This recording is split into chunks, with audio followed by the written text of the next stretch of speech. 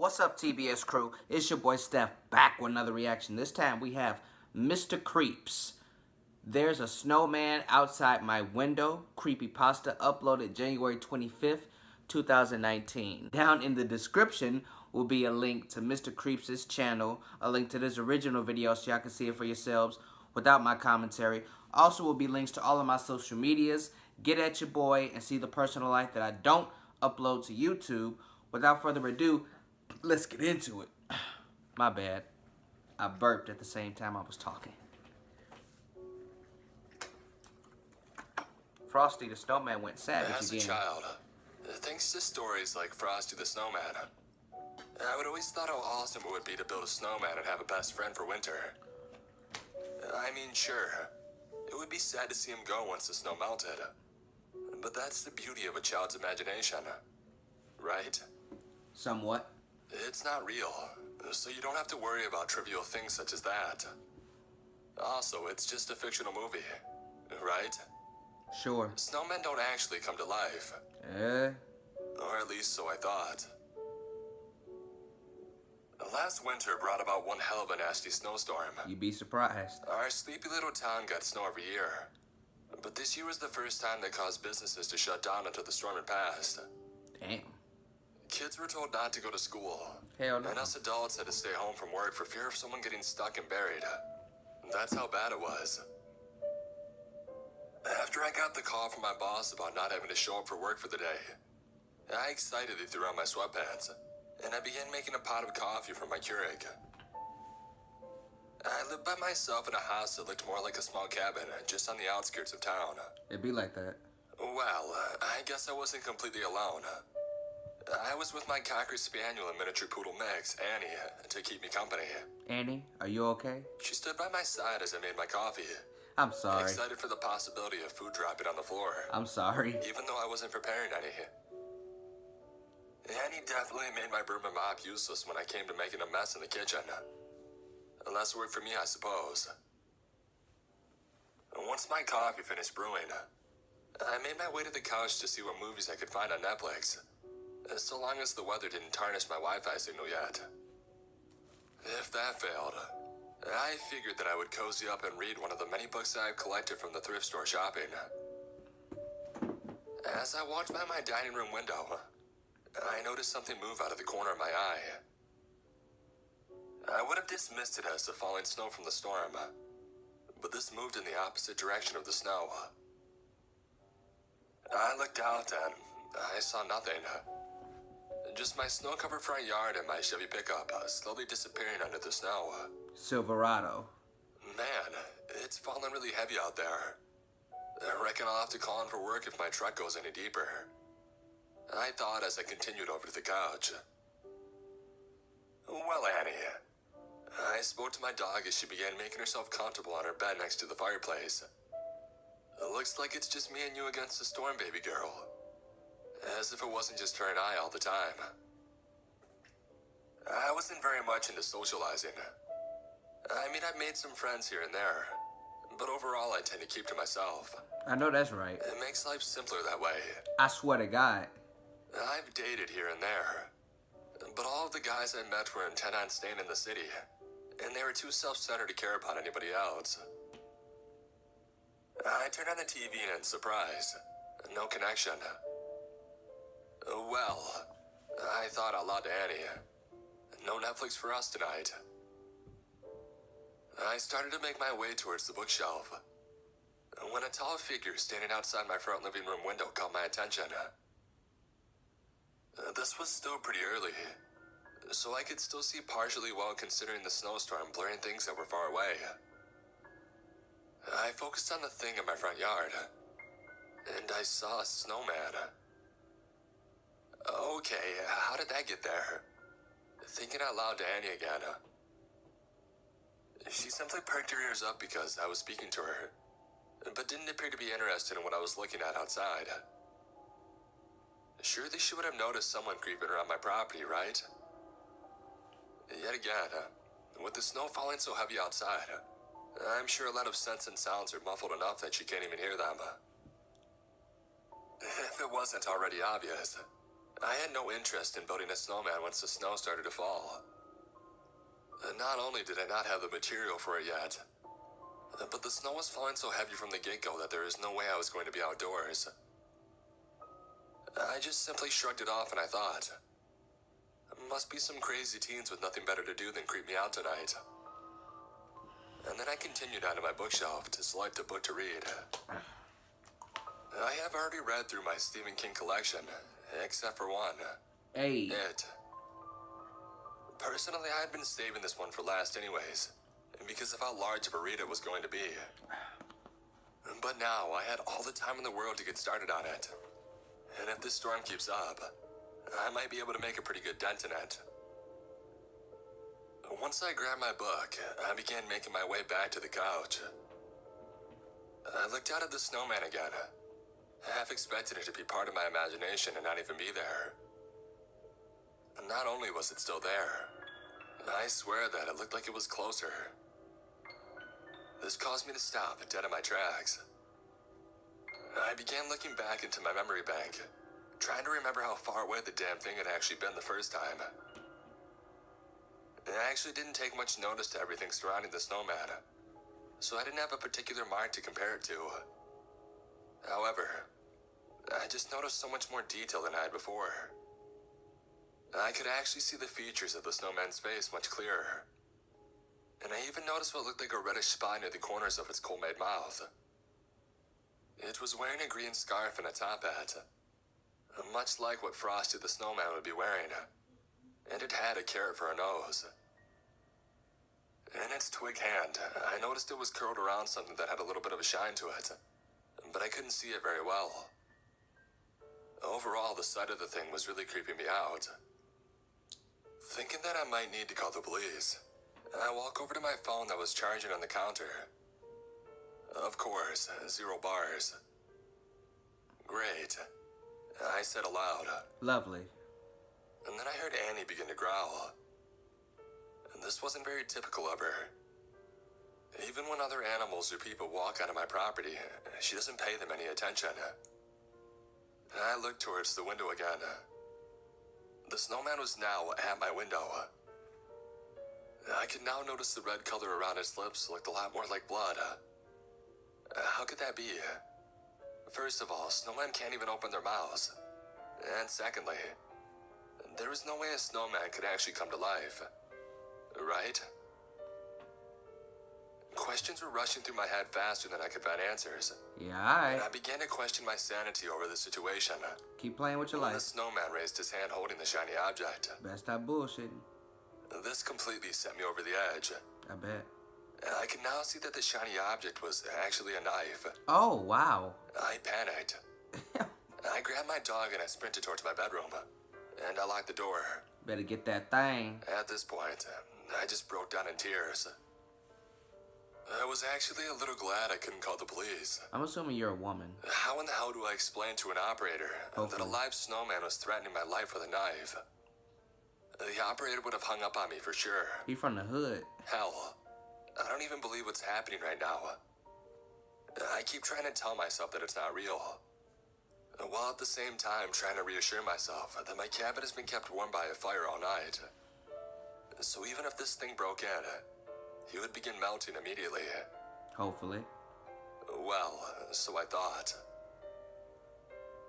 Before I could even complete processing my situation, I heard a loud crash and glass being broken. The window.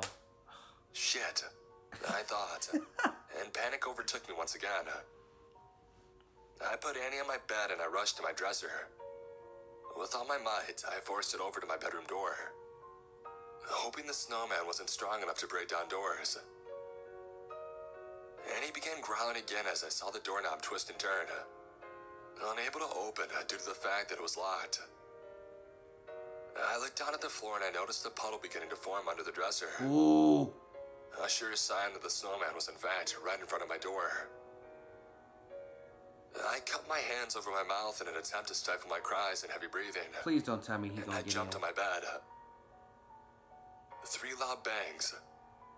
I screamed as the snowman began to bang what I assumed to be the knife on my door.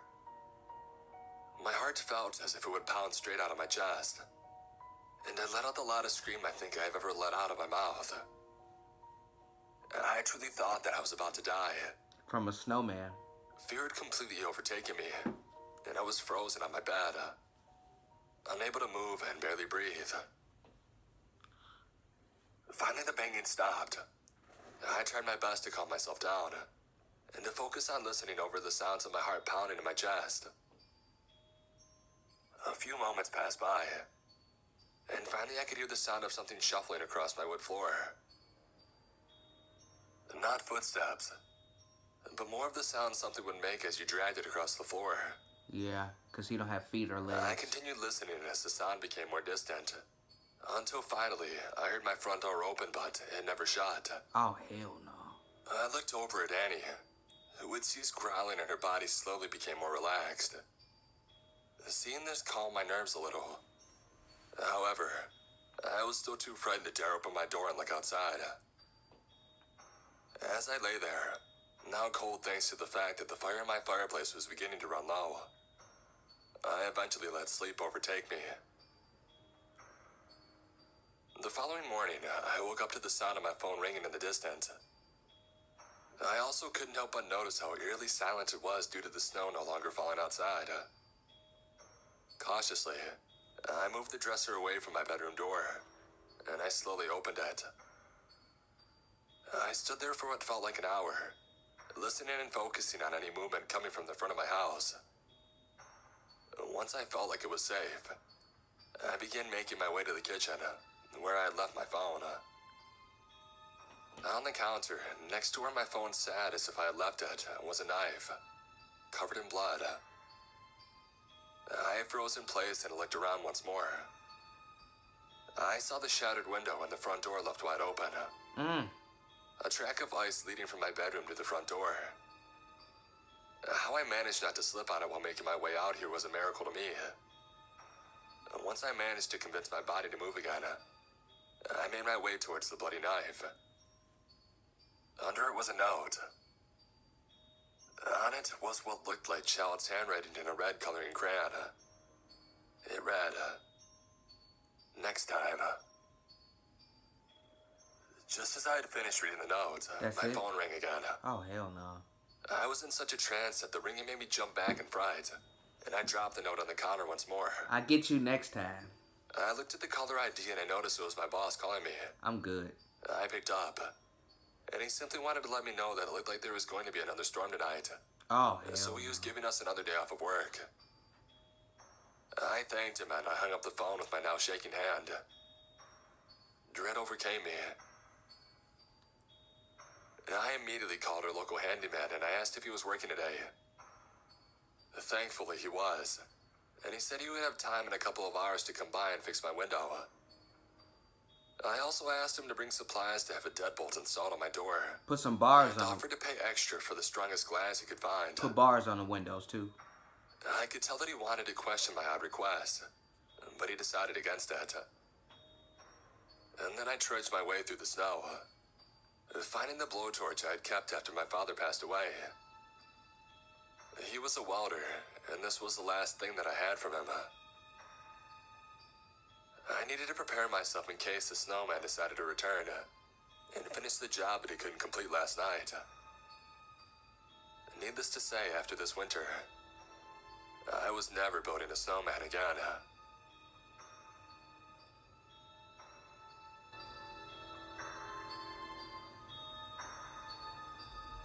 Damn, I hate that it's over. I would love for there to be a part 2 to this. Like, what happens this new night, because there's going to be another snowstorm.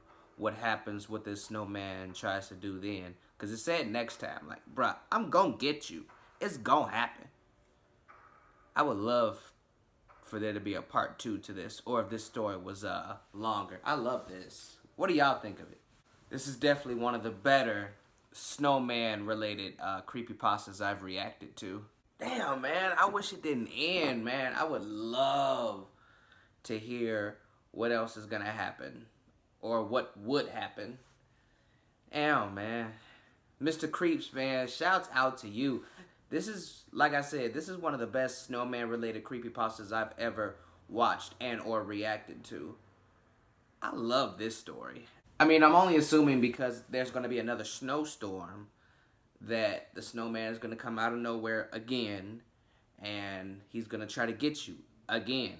But this time he might get closer to getting you, or like, you know, I don't know how his name is said, but there's an old school Cartoon Network show, Shaolin Showdown, and a snowman type creature was brought to life by, I want to say, the Heart of Jong. It was a Shangangu. I'm not going to get it too deep into this because I'm pretty sure a lot of y'all have never heard of the show, and if you have, you probably weren't into it. I loved that show back then. But his name was Raksha, or, you know, something like that. And he was able, he's a gigantic snowman. He was able to transform into icy water, or, you know, icicles, and like travel along the floors to, like, you know, it's like his form of teleporting, I guess, to get from one spot to the next. And, you know, he did that in the Shaolin Showdown against Omi. It was like hockey related or something. It was like, I don't know. It was something like that. But I think that episode was called The Deep Freeze, if I'm not wrong. But yeah, he was a snowman, and he was able to, like, I wouldn't say melt. He was able to dissolve. Well, that's kind of the same thing. But, you know, y'all know what I'm saying. He was able to change his form and, like, slide along the floor and appear in another location. And I was kind of getting that vibe from this story. Like, the snowman knew you were in the room, or he just knew that he couldn't get into the room. So when he said that he started melting and seeing a puddle form on the floor, I'm like, oh shit. He's probably melting, but at the same time, I'm like, that could be him turning into a puddle so he can slide under the door and under the dresser, and, you know, if he can get under the dresser and get into the room and stab you the fuck up. That didn't happen, but it was a good story. Like I said, I wish there was a part 2 or it was longer. But I love this creepypasta. Like, I loved this one. I fuck with this. What did you guys think of the story? What did you think of my reaction? Leave your feedback down in the comment section below. Thank you guys for watching my reaction. I hope you enjoyed it. If you liked it, leave a like, leave a comment, and share the video. And if you really liked it, subscribe to the channel. It really helps me out a lot. And tap that bell icon so you will get notified every time your boy Steph drop new content, which I do 7 times a week. That's all I got for y'all this time around. Your boy Steph is out.